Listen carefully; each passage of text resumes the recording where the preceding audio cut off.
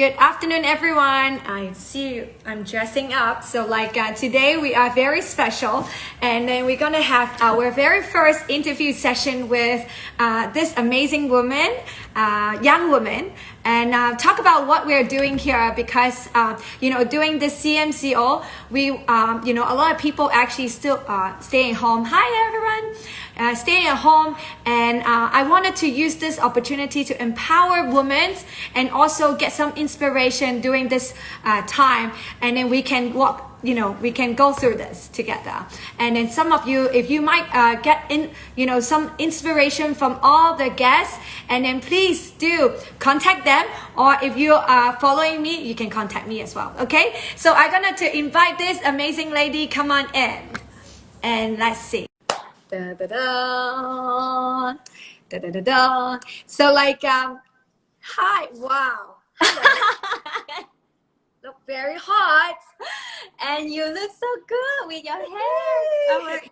So we promised each other we wanted to look good. Compare with yesterday one. Is my face still big though? No, it's okay. You're looking good. Yeah. All right.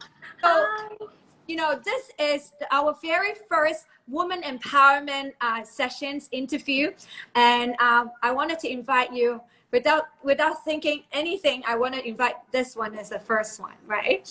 And so, can you share a little bit about yourself, what you do, and where you grow up? So first of all, thank you, Yan, for having me here. And then this is our first time doing like an interview as well, so we're very excited at the same time. Don't really know what to expect, but we're gonna roll with it. And my name is Heoi.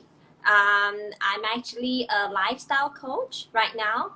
So I'm originally from Penang, but I've been in KL for the past I think 10 years. Past 12 years. Yeah. And so you came here.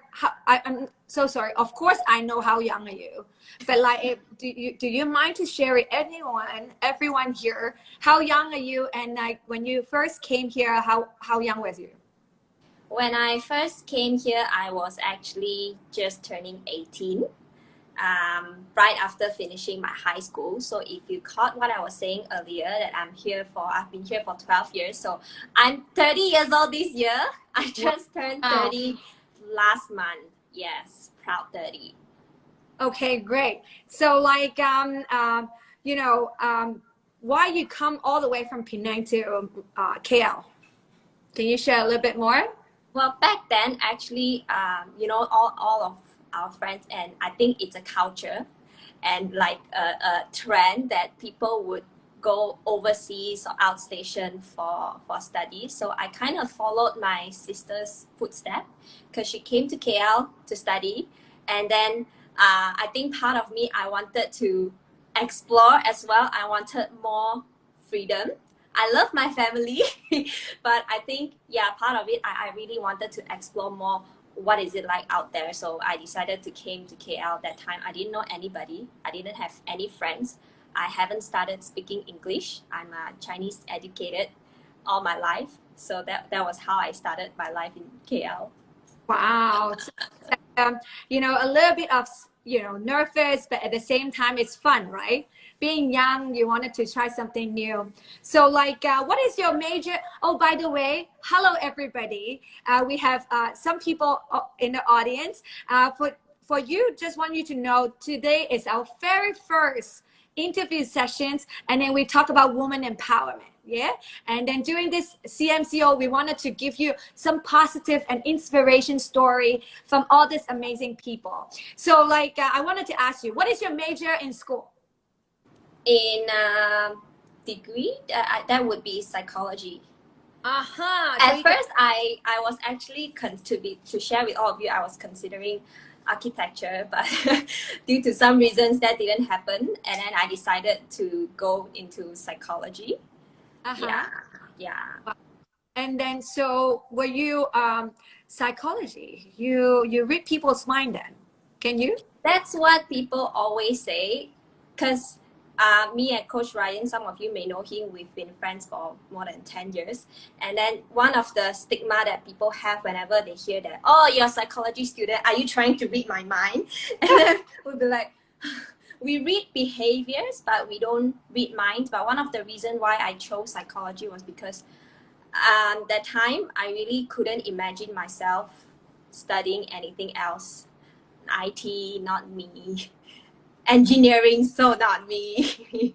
Yeah, but I love psychology. Okay, so you graduated with psychology degree, and then what have you done after that? And then how you became a lifestyle coach afterwards, after all? So backwards for a little bit, how I became a lifestyle coach was sort of accidental.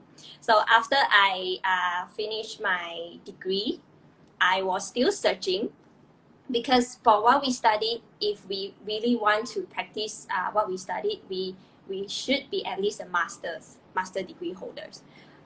But that time I wasn't sure if I wanted to do that, because it's so uncertain.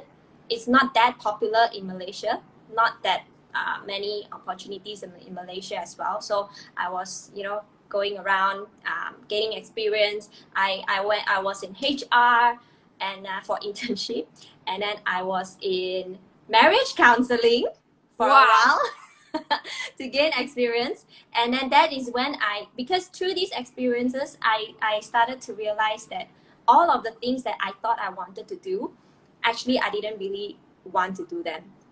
Yeah, for example, I'm nothing against marriage counseling, but I couldn't imagine myself doing that for a long time. So my last job before I became a full-time lifestyle coach was actually in research industry.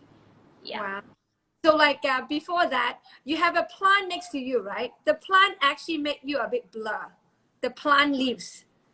There's a plant in front of you, is it? But it's behind. It's focusing on the plant. Yes, it's focusing on the plant. Then you a bit blur. Really? Okay. Go away. It's nice. Good. So okay, and all this, I can imagine when you're being marriage counseling, it would be a little bit like dealing with a lot of issues every day. It's a lot of, we call it, negative energy as well.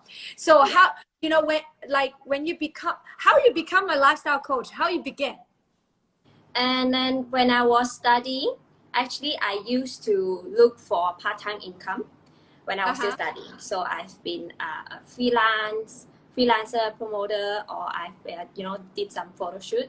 But when I finished my exam, I wanted to make some extra part-time income again, but I didn't want to be freelancer or taking photos because I just didn't feel good.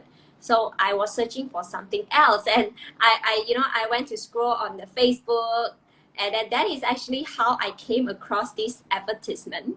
So it's pretty much accidental. I didn't know what to expect. It was talking about if you want to work from home, looking for a change, and also flexible hours and with other stuff. So I didn't know anything. I just went ahead and then contacted the person who turned out to be my coach for so many years until now. Yeah, that is how I actually started my journey on this platform. First thing you did, which is you have become a lifestyle coach. How you become a lifestyle coach, or what you have to start with? To be honest, I seriously didn't know anything, and I didn't know anything about nutrition or fitness back then. But I think that is the beauty of the opportunity, because it doesn't matter your background or criteria, but you can start from scratch, start from ground zero. And then all these years, I think because of course, for those of you who didn't know, Yan is also my mentor, okay? And then like you guys, and then the whole support system, the platform, the clubs that we've been doing, it really helped me to learn step by step. Yeah. I started off very, very part-time, while I was still working, actually. Okay, if you don't mind, can I show your transformation photo first? You can. Yeah. So this, wow. How do you do that? I still don't know how you do that. Basically, I wanted to share with you, being a lifestyle coach, first thing I think, no matter what, you have to believe what you're doing, right? You can't just like, oh, I want to be a lifestyle coach today, and you will become one. First thing, you need to believe what you do, and then to show your transformation to other people. So can you share a little bit of what happened to you on the left? On the left, yeah, I thought I was fine all this while. That's why how I get to know about this platform wasn't because I was looking for ways to get fit or lose weight, because I've always been at the ideal weight. My weight was about 43 to 45 kilos, which is the perfect weight for a lot of ladies, but I look like the one in the left. Yeah, because back then I used to skip breakfast. Like I said, I had no idea about fitness and nutrition. I have never worked out my entire life, not even jogging or running. And then my lifestyle, honestly, was very, very unhealthy, very, very bad. Yeah. So I don't even want to talk about how bad it is, but you can imagine, okay, every unhealthy thing that I would do. So because of that, even though I never put on weight, my energy level was very, very bad. And I fall sick pretty often as well. So, and I just don't feel good throughout the day. And when I climb the stairs, I could actually pant and catching my breath. So like, okay, so when after you get your transformations, you start learning, what are the things to really give you the say, okay, this is it. I really wanted to pursue this. I wanted to put my 100%, or like, I want to put more focus on this, being a lifestyle coach. What makes you to have that decision to do what you do now? Wow. So very interesting. Before all that, I think I am someone who trusts my gut feelings a lot. It will tell me whether it's a yes or no. So before I know of all the how and what, the moment I step into the lifestyle club to meet my coach, I sort of knew that this is the one. Yeah, because backtrack a little bit, I used to have a dream of wanting to open my own cafe and all that, because during my era that time, that is when all the cafes started booming, and then everybody is talking about, it's like the thing to do. And then but the question is, who's gonna teach you? And then you don't have any capital to start with. So when I saw the concept of a lifestyle club, it pretty much matches with what I been dreaming, which is you can own something and then you can serve people, but most importantly is behind the smoothie that you serve, it's actually making people healthier. And I was looking around the setup, I'm like, whoa, this is so simple. You need a fridge, a basin, and a blender. That's it. Yeah, so I didn't know when or how, but that was already in my mind that I wanted to do this seriously. Wow. Yeah, like I truly believed in that too, because I trust my instinct. When I see something, people can't convince me, but when it's from my own eyes, how it just connect, right? So like, so when you look back, what are the lessons you learned when you started become an entrepreneur, right? And then to help you become who you are today. Wow. For the past, I think seven coming to 8 years, it's very relatable with our journey and the lessons that we learn as well. But for me, I truly believe that kind of obsession and burning desire that one should have if you want to make something happen. Because all these years, what people see on the outside, it may not be they don't see the full picture. They thought that, oh, being a coach is just taking photos, or you're just drinking smoothie, you're just teaching people to do workout, and then going to events like that.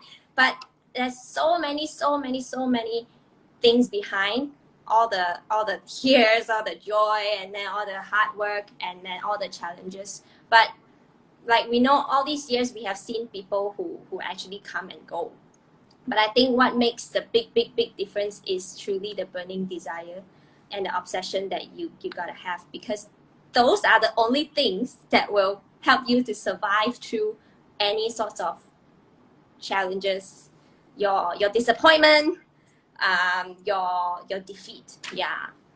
I truly And yeah. like if you like to be honest, a lot of people will only see us doing workout, having fun, but they don't know what actually deep down inside, what the ground job we have done so much.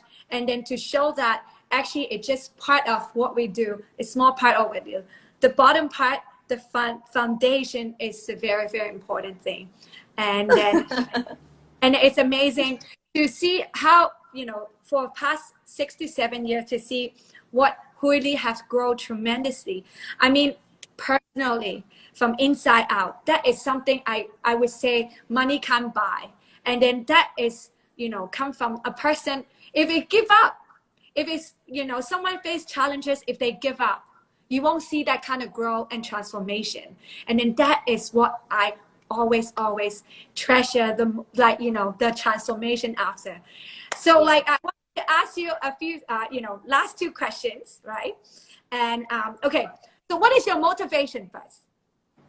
My motivation, honestly, it keeps changing. And then when I first started, my motivation was to make extra 500 ringgit, so that I didn't have to ask from my family. It was very simple reason.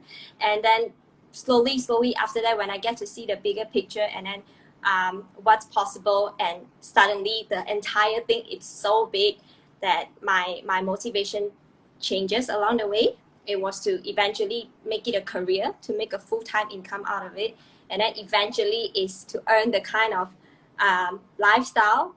And eventually it's honestly became about others rather than us, because we have, to be honest, for me, basing on my experience, my background and whatnot, I think I do not deserve what I currently have in the outside normal society. It doesn't make sense.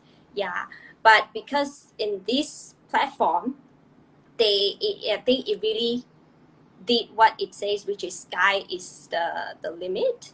Yeah. And it doesn't matter what is your background or what is your criteria. Yeah. And then just now you mentioned about giving up, and then I think back as well. Throughout the years, there were so many times and I had so many reasons to give up, and I think everybody else does as well. But it's just a matter of whether you choose to stay or you choose to, you know, just give up. Yeah, so true. And of course, one thing I know about Hooi, she would do everything for her family. And then this is last year when our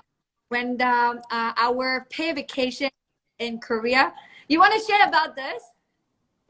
Yeah. So I'm the youngest one. I cannot talk about my family. I'm the youngest at home. And then my parents, they don't really travel much, even though they could, or they because, you know, they want to stick around and then run their business and then looking after stuff. So when I qualified every year for the vacation, that is the time that they get to travel.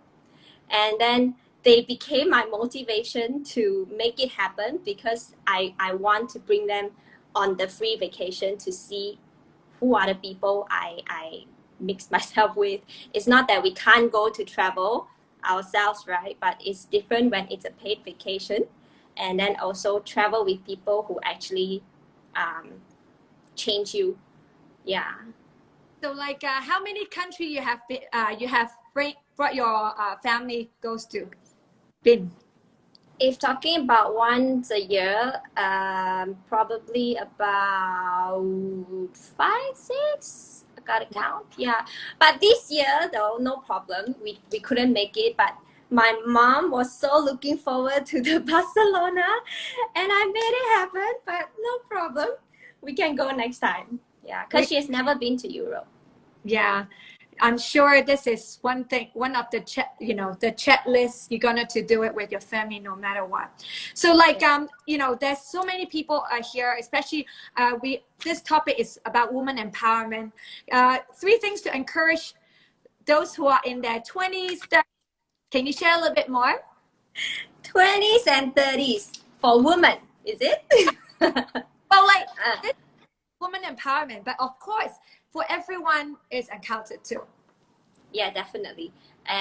First of all, I think because of what I went through, and then how it transformed me in a way, my main goal and vision and belief is always to let the people and the women know that they deserve better. Yeah, and they truly deserve better, because most of the time I think they are so used to seeing how other people live their life, and that is the definition of being normal, that they don't dare to dream, or they find it hard to believe that something good can actually happen to them. Yeah, I used to be that person, so I just feel that if I could go through this kind of transition and transformation, then I think every single woman out there, if they believe that they deserve better, it will be unbelievable. Yeah. So your what you're saying is so true, and first is really believe in yourself, and don't think you're the victim. Think about you are the chosen one to make a change and make it happen. And another thing is you wanted to share a little bit more. I let you share more. Yeah. Oh, this photo, Hong Kong. Also, And also, talking about women empowerment, I think one of the most important thing from what I shared earlier is also to learn how to prioritize yourself. Because if I see a lot, sometimes especially in my client base, even though I'm not yet a mom, but I've seen a lot of, including people around you, mummies, and then women, even though they're not mummies, is that they tend to focus on other people rather than themselves. And then, but I truly realized that if you do not love yourself, it's hard to provide for others, and it's hard to love others as well. So prioritizing yourself is not to be selfish, but I think it's very important to place your intention and then what you really want first before. I'm not sure if I should say that, but never mind. care of yourself for yourself, then you can I take it like take care of yourself so you can able to take care of others, right? Like you said. Yeah. Very good. So last but not least, can you share a little bit about what you're reading now, or like the code you always use for yourself to inspire yourself and inspire others?